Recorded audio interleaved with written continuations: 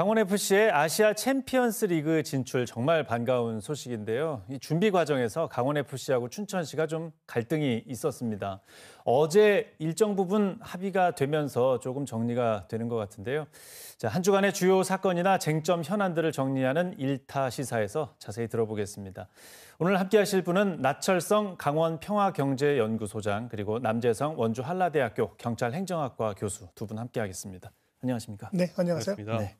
자, 강원FC하고 춘천시가 어제 이제 세 번째 회의를 하고 좀 협력하기로 약속을 했습니다. 일정이 촉박하니까 일단 협력하는 것으로 좀 정리가 된 것 같은데 왜 갈등이 된 건지 교수님께서 먼저 말씀해 주시죠. 네, 경사죠. 지난해 K리그 1에서 준우승을 강원FC가 차지를 하면서 드디어 이 아시아 챔피언스 리그 본선 진출권을 따내게 되었습니다.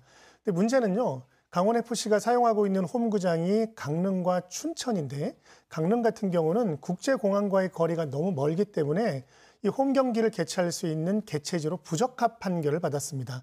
따라서 이런 부적합 판정 이후에 남은 곳은 춘천밖에 없는데요. 문제는 이 경기를 개최하기 위해서는 경기당 8천만 원, 총 6회로 따지면 4억 8천만 원의 경기 지원금이 필요하고요. 네. 두 번째로 이 가변석 좌석 같은 것들을 설치하면 원상 복구해야 되는 비용이 소요가 되게 됩니다. 그런데 이 비용적인 측면에서 춘천시가 다소 난색을 표명을 했고요.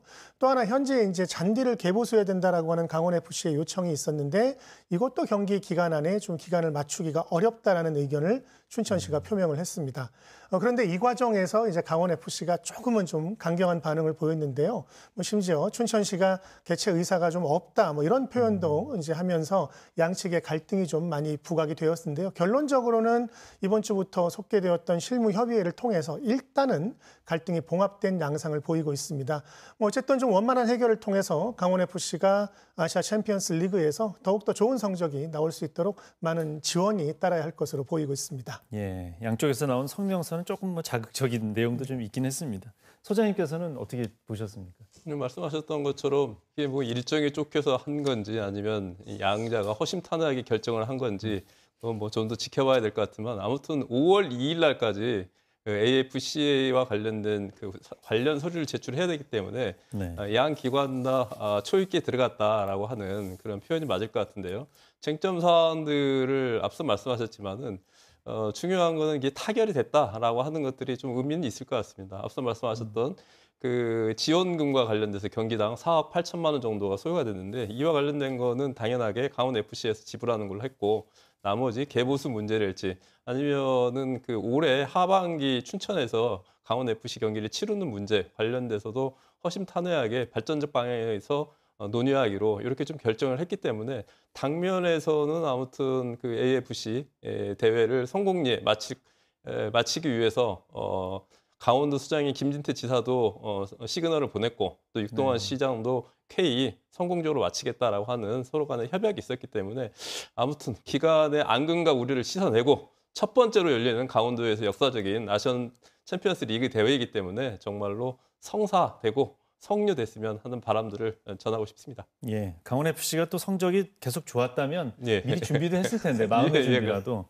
강원FC의 어떤 춘천 팬들도 김병지 대표한테 사과하는 일도 있고 이게 사실 잘 모르는 사람들은 이게 무슨 일인가 싶은데 과정상에 좀 아쉬움이 있지 않습니까? 저도 지난주 딱 이맘때였습니다. 17일 날 목요일 날 김병지 대표가 기자회견을 하면서 이게 도대체 어떻게 된 것인가 해가지고 좀 더 당황스럽기도 했었는데 아무튼 김병지 대표의 당일 기자회견 수위가 상당히 있었었죠. 앞으로 춘천에서 강원FC 경기를 치르지 못할 수도 있다라고 하는 폭탄 선언을 하기도 했었는데요.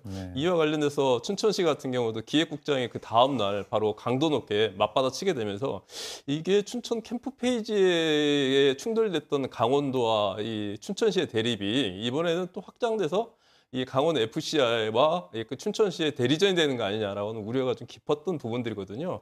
그럼에도 불구하고 어찌 됐든지 간에 이와 관련돼서 그게 진화가 됐다고 할까요? 아니면은 허심탄회하게 앞서 말씀드려서 타결이 됐다고 할까요? 이러한 것들이 정리가 된 상황들이기 때문에 이제는 대성공적 개최를 위해서 서로 간에 노력을 하는 것만이 남아있다. 이렇게 좀 말씀드리고 싶습니다. 예, 경기는 좀 잘 마무리해야 되겠고 남아있는 여지는 좀 또 봐야 될 것 같은데 과정상의 아쉬움이 있다면 교수님께서 어떻게 보십니까? 예, 그 가장 이제 사실 우려스러운 부분인데요. 이번 한 번만에 의한 문제였냐라는 건 한번 되짚어볼 필요가 있습니다. 네. 사실은 올해 2025년 홈 경기가 당연히 이제 춘천과 강릉에서 분할 개최가 되는데요. 상반기에는 춘천, 하반기에는 강릉입니다. 근데 이게 이제 3년째 고착화되어 있는 상황인데요. 문제는 춘천시가 올해 경기장 개보수를 위해서 상하반기를 좀 바꿔서 개최를 하자라고 했지만 강릉시가 이 상황을 거부를 했습니다. 춘천시는 이제 강원FC의 구단주가 강원도이기 때문에 강원도가 좀 지원과 중재, 조정의 역할을 해주기를 바랬는데 강원도 같은 경우는 춘천시와 강릉시가 알아서 할 문제다라고 하면서 다소 좀 유보적인 입장을 취했거든요. 그래서 이때부터 좀 쌓여있는 일종의 좀 서운함, 감정적인 부분, 이런 부분들이 이번 상황과 맞물려서 조금 더 크게 외부적으로 표출된 게 아닌가 이렇게 바라보고 있습니다. 예, 선거 전국이라서 좀 빨리 정리될 것 같기도 하고요. 좀 봐야 되겠습니다. 그리고 또 이제 강원도가 본격적으로 강원 라이즈 사업이라는 걸 추진하게 됩니다. 뭐 교수님께서는 잘 아시겠지만 이게 지역 대학과 관련된 사업인데 어떤 사업인지 먼저 설명을 좀 해주시죠. 네. 그동안의 이 대학 지원 사업들은요, 소위 정부 재정 지원 사업이라고 해서 교육부를 중심으로 해서 중앙정부가 전국의 모든 대학들을 지원을 했었습니다. 그래서 일종의 나름의 몇 가지 평가들을 거치기도 했는데요. 문제는 최근에 지방 소멸, 또 인구 절벽 이런 것들 때문에 지역 대학들이 대단히 큰 어려움을 겪고 있고 이로 인해서 그 여파가 지역에까지 미치고 있습니다. 따라서 중앙정부가 지원하던 예산을 각 광역자치단체가 지원하도록 하고 이것을 통해서 그 지역에 맞춤형 그런 정책들이 수립될 수 있도록 또 추진될 수 있도록 하는 게 소위 라이즈 사업, 지역 혁신 중심 대학 지원 사업이라는 겁니다. 그래서 이제 이번에 강원 라이즈 위원회가 만들어지고 총 13개 대학 그리고 91개 과제 775억의 예산이 투입이 되는데요.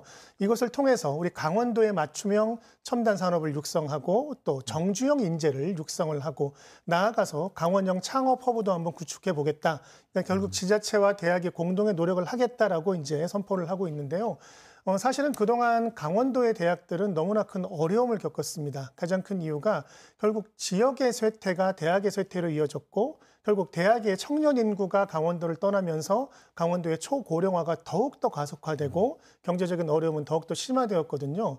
결국 대학과 지역은 공동 운명체라고 볼 수 있습니다. 이번 사업을 계기로 해서 대학과 지역이 결국은 같이 상생할 수 있는 그런 방안들이 보다 적극적으로 수립돼야 될 필요가 있을 것 같습니다. 네, 이 지역 대학을 중심으로 한 교육 지원 체계 이 사업에 대해서 좀 어떻게 분석을 하십니까, 소장님께서? 이번 사업의 가장 커다란 그 특징은 규모거든요. 기간 교육부에서 내려오던 이러한 교육 예산들이 지자체 광역 단위에서 직접 결정해서 쓰도록 되어 있는데요.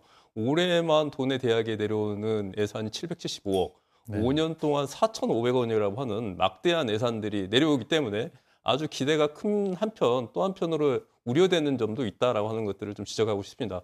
첫 번째 기대되는 점은 뭐냐고 한다면 특히 춘천 같은 경우는 바이오, 그다음에 원주 같은 경우는 의료기기 산업이 활성화되어 있지 않습니까? 네. 근데 이 산업이 활성화되는 근거를 살펴보자고 한다면 춘천 같은 경우에는 한림대 의생명대를 중심으로 해가지고 바디텍메드라고 하는 이러한 산학 협력에 있어서의 우수 사례가 있었고 원주 의료기기 같은 경우에도 연세대 의생명학과를 중심으로 한 의료기기 관련된 사업들이 지원이 되면서 이 강원도의 가장 커다란 사업으로 자리매김하는데 이 산학연이 가지고 있는 의미가 크기 때문에 이와 관련된 전략 사업에 그러한 예산들이 집중적으로 내려온다고 한다면 이제는 전국적인 글로벌적인 경쟁력을 갖는데 커다란 마중물이 될 것이다라고 하는 그런 기대가 있는 반면에 또 한편은 이 덩어리가 너무 크기 때문에 이걸 어떻게 분배할 것이냐 정말로 전략적인 부분들에 적재적소에 쓰여져야 되는데 이게 자칫 잘못하다가는 큰 대학 중심으로 규모 중심으로 나눠먹기로 전락하게 된다고 한다면 이거 또 다르게 혈세 낭비, 세금 낭비, 탕진으로 흐를 수 있는 부분들이 있기 때문에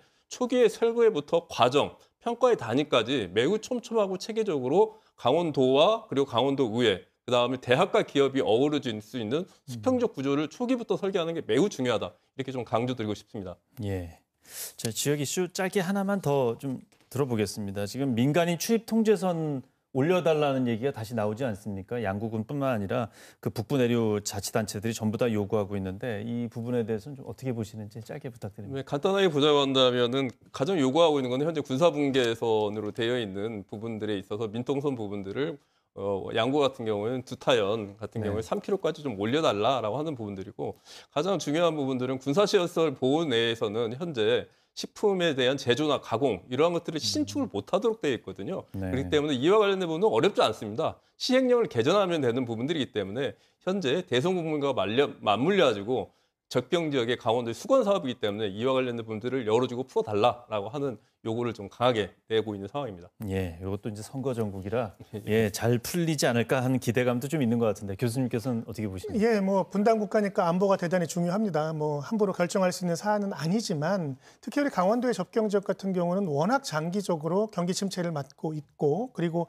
여러 가지 불이익 또 경제적인 그런 위험 상태가 그 적신호들이 많이 켜지고 있는 상황이기 때문에요. 네. 단순한 민통선의 북상보다 그것도 중요하지만 더불어서 다양한 제도적인 지원 이런 것들도 동시에 좀 마련될 필요가 있다라고 생각합니다. 예, 오늘 말씀 잘 들었습니다. 두 분 고맙습니다.